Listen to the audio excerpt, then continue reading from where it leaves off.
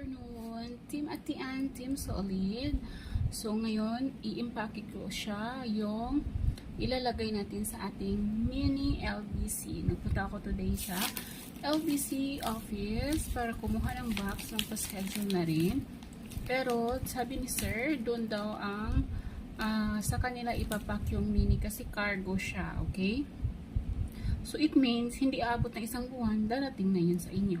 Kaya, itong box na to is a sample, pero mas malaki yung box ng mini mini box nila, okay? Airbox pala yung tawag doon, airbox. Okay, so, check it out with me, okay? Pack with me.